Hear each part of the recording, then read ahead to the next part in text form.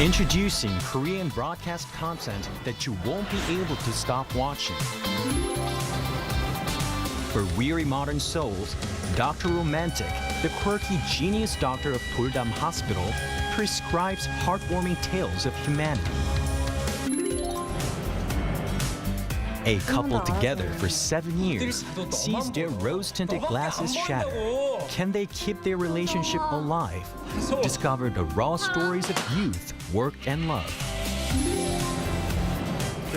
Beyond what social media can show, experience the vibrant Korea through its hidden gems. Mama, the ultimate K-pop festival for global fans. Find your star in a feast of trendy music and electrifying performances. Now, the whole world enjoys it together.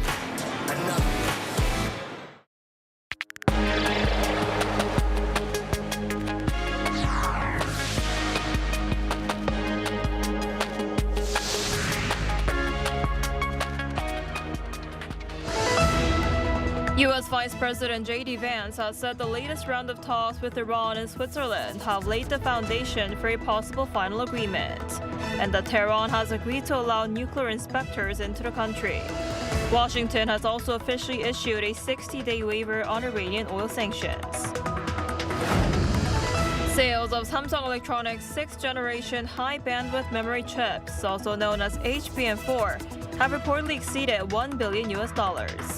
This comes around 4 months after the chipmaker became the first company in the world to begin mass production of HBM4 chips in February.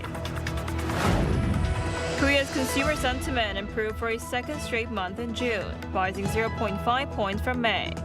This was largely driven by strong exports and a rally in the stock market, and follows a sharp 6.9-point jump in May, which marked the biggest monthly gain in a year.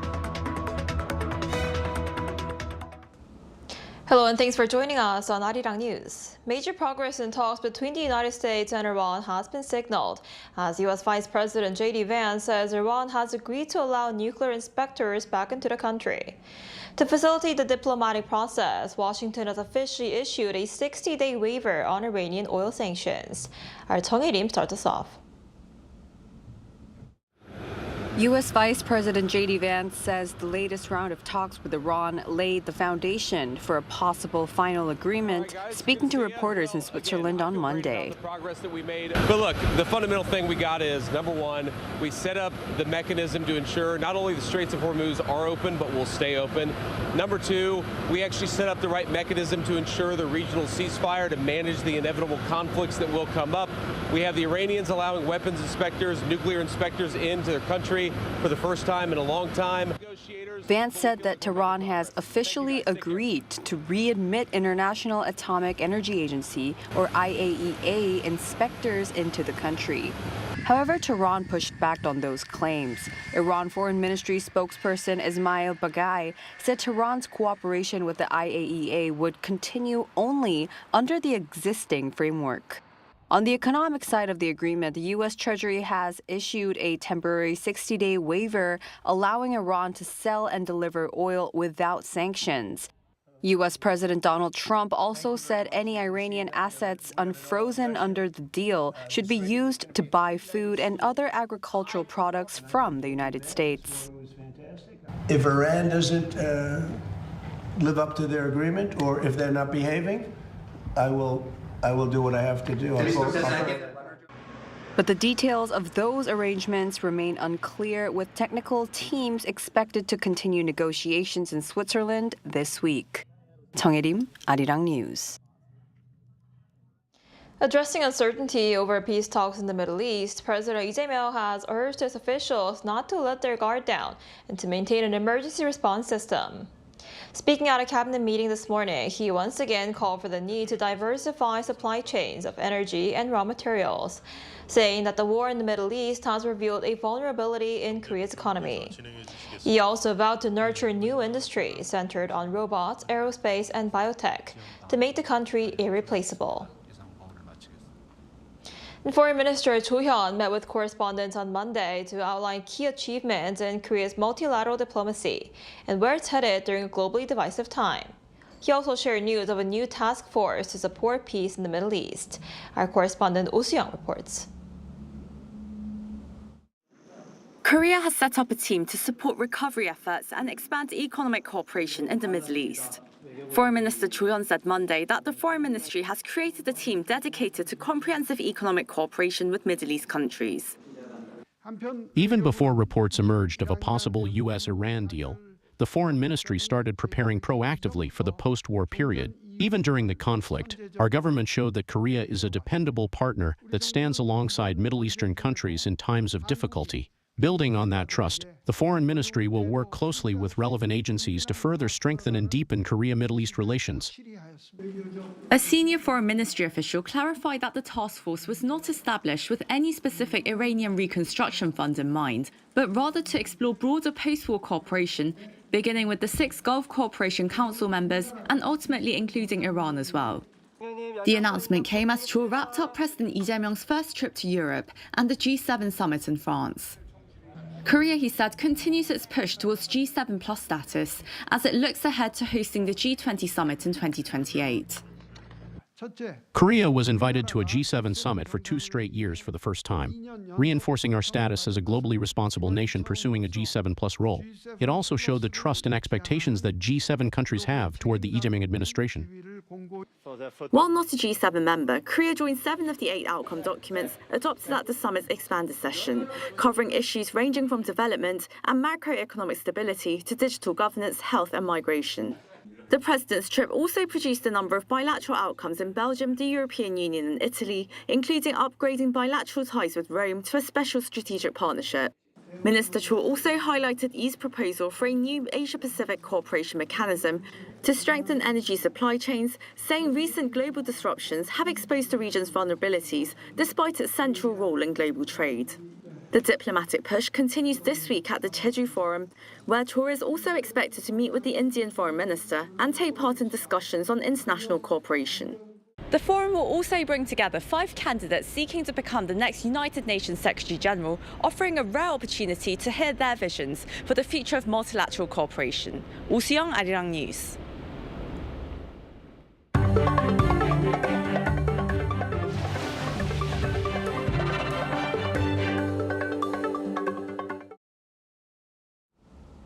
Semiconductor industry insiders say Samsung Electronics sales of its 6th-generation high-bandwidth memory chips, also known as HBM4, have exceeded $1 billion. The achievement comes about 4 months after Samsung Electronics became the first company in the world to begin mass production of HBM4 chips in February. The chips are designed for the next generation of AI accelerators. Analysts expect Samsung's HBM4 sales to exceed $10 billion this year as the company continues to ramp up shipments. Consumer confidence in South Korea improved for a 2nd straight month in June, supported by strong exports and a rally in the stock market. According to the Bank of Korea on Tuesday, the composite consumer sentiment index rose to 106.6 this month, up 0.5 points from May. That follows a sharp 6.9-point jump in May, which marked the biggest monthly increase in a year and reversed declines seen in March and April. The index has now remained above the 100-point level for 2 consecutive months. A reading above 100 means more consumers are optimistic about the economy than pessimistic, while a figure below 100 indicates the opposite. K-beauty's popularity in France is creating new opportunities for Korean companies, with even smaller brands finding growing success in the market. Our culture correspondent Park Gun-woo reports from Paris. French consumers no longer need a luxury French label to catch their attention. Increasingly, they're seeking out beauty products marked Made in Korea, waiting in long lines and even rearranging their whole day for them. That was evident throughout Korea Expo 2026, held in Paris last week. Yeah. She missed her internship to come here, so we are really excited. Yeah. We see like all the Koreans have like perfect skin. Yeah. That enthusiasm was visible throughout the venue. So here at the K-Beauty Zone, visitors aren't just stopping by for a quick look. They test products, collect samples, and even leave with full shopping bags. K-Beauty here in France is going beyond curiosity and is leading to actual consumer demand. Thousands of visitors spent the day sampling products and learning skincare routines inspired by Korea at hundreds of booths. And exhibitors say the enthusiasm is no longer just about trends. Many visitors arrive already knowing a great deal about Korean beauty products, so they come to experience them firsthand, often making purchases right there and then. Beyond on-site sales, organizers are also helping participating companies expand into the French market by subsidizing exhibition costs and arranging meetings with potential buyers. Each year, more locals and buyers attend the events and get matched with participating companies. Small to mid-sized companies have even gone on to enter major French retail channels, including department stores, helping them significantly expand their business. These success stories continue to grow each year. Organizers say their goal is not simply to promote Korean products, but to help them become part of everyday life in France as demand for Korean brands continues to grow. Park Gonu, Arirang News, Paris. Starbucks Korea took an unprecedented step on Monday by shutting stores early across the country for mandatory Korean history and social sensitivity training. This follows public backlash after accusations that a marketing campaign was inappropriate for evoking painful aspects of the nation's democratization process. Our Kim Do-yeon was at one of the locations. 3 p.m. is usually a busy period for Starbucks Korea, but on Monday, customers were asked to leave and the doors were locked. The company shut down all 2,160 locations nationwide for mandatory history training. This is one of the busiest Starbucks locations in Seoul at Gwanghwamun Square. Customers are now finding seats outside while some latecomers are turning back. This unprecedented move follows a massive boycott over a Tumblr promotion called Tank Day, which pushed down daily average card transactions by 33%. The promotion was launched on May 18th, the anniversary of the 1980 Gwangju democratization movement when a military crackdown killed hundreds of civilians. The company faced heavy criticism for the promotion, which also had phrasing reminiscent of police brutality at the time. Backlash included accusations of historical insensitivity. In response, Starbucks Korea fired its CEO, accepted unconditional gift card refunds, and ordered the closure of stores nationwide for staff to take part in company-wide training. That included video lectures on modern Korean history and social sensitivity led by history and sociology professors. The closure also means the company is forfeiting millions of dollars worth of daily revenue. But is it enough? While the incident was unfortunate, how the company handles it is their choice. The consumer reaction is also a matter of personal freedom. Many people around me feel closing early is just for show. My decision to keep drinking their coffee depends on the company's direction moving forward.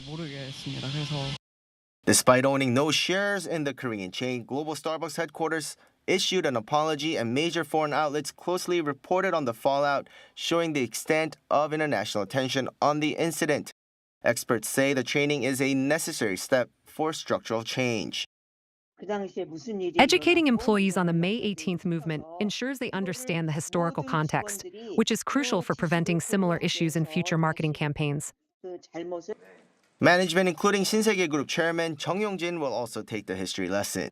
The company said it'll address flaws in its internal review process with a social sensitivity checklist and a verification system for all future marketing. The group will also create a fund to preserve historical sites and expand student history programs. Kim Do-yeon, Arirang News. British Prime Minister Keir Starmer has announced his resignation, setting off a leadership race that could bring Britain its 7th leader in a decade. Former Greater Manchester Mayor Andy Burnham has emerged as an early contender to succeed Starmer as leader of the Labour Party. Our Lee Seung-jae has more. British Prime Minister Keir Starmer announced Monday that he will step down, triggering a leadership contest that could make Britain's next Prime Minister its seventh in the past decade. Every decision I've taken has been about putting the country I love first. That is why I will resign as leader of the Labour Party.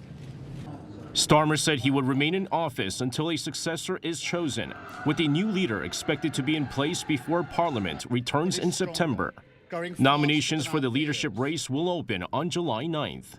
The resignation comes less than 2 years after Starmer led his party to a landslide election victory, when he promised stability after years of political turmoil.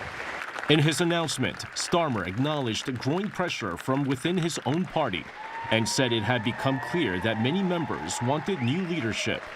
Attention is now turning to potential successors. Former Greater Manchester Mayor Andy Burnham formally took his seat in the House of Commons on Monday after being sworn in as the Member of Parliament for Makerfield. Burnham confirmed he intends to run for the Labour Party leadership and position himself as a candidate to become Britain's next Prime Minister. The political shakeup also drew reaction from abroad. U.S. President Donald Trump said Starmer had hurt himself very badly through his policies on energy and immigration. Speaking at the White House on Monday, Trump criticized the British government's approach to North Sea oil development, arguing that restrictions on domestic production weakened the country's energy position. I was critical only from the set because I think he's a lovely man, but I said you're really messing up energy. You have windmills all over the place. In the meantime, you have the North Sea oil, and they won't let anybody drill. And he's really hurt himself very, very badly. Trump also pointed to immigration and crime as major political challenges that he said had damaged Starmer's standing with voters. Despite the criticism, Trump described Starmer as a friend and praised him personally, while maintaining that policy decisions ultimately led to his downfall. Starmer's resignation follows months of mounting political pressure, with energy policy, economic concerns, and immigration emerging as key issues in the debate over his leadership and the future direction of the British government. 이승재, Arirang News.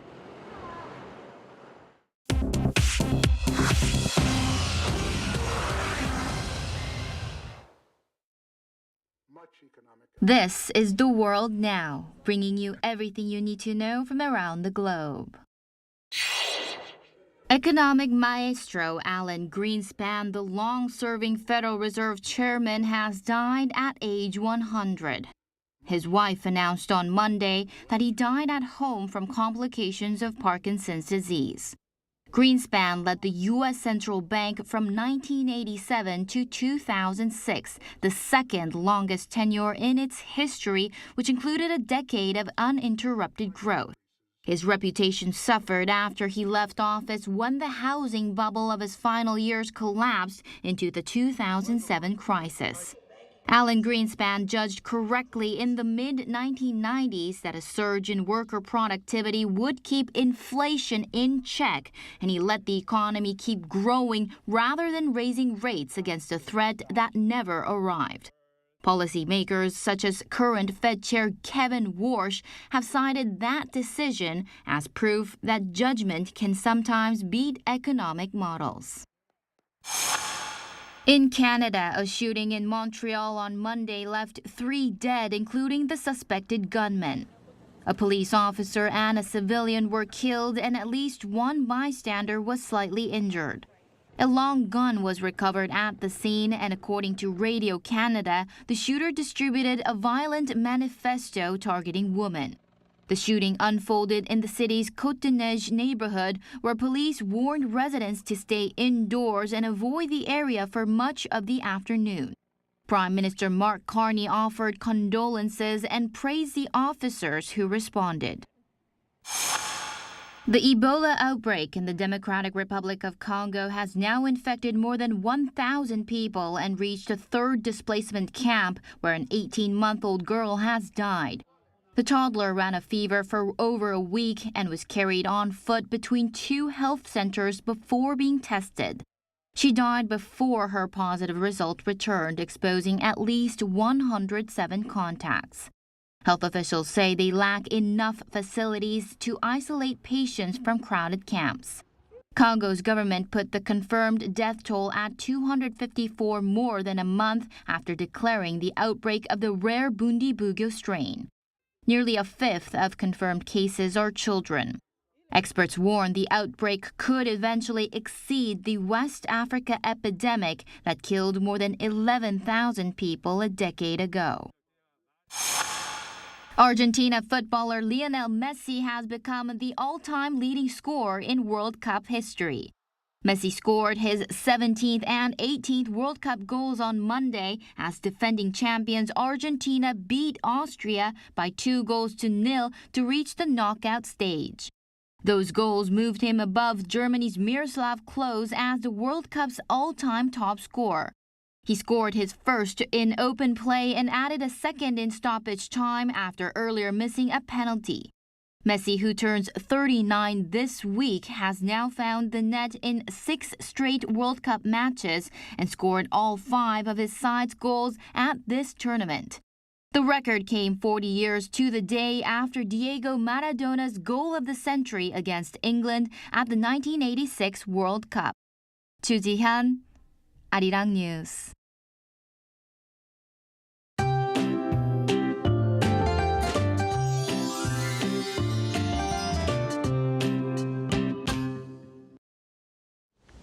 Even though temperatures will not be that extreme, the sunshine will be intense this afternoon for most of the central regions.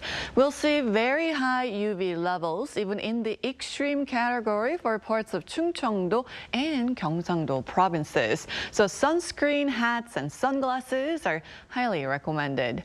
Meanwhile, rain is in the forecast for Jeju all day, with up to 60 millimeters in the forecast through tomorrow, while south and east coast could see some spotty rain. And this afternoon, temperatures will climb quickly through the afternoon, especially across western regions.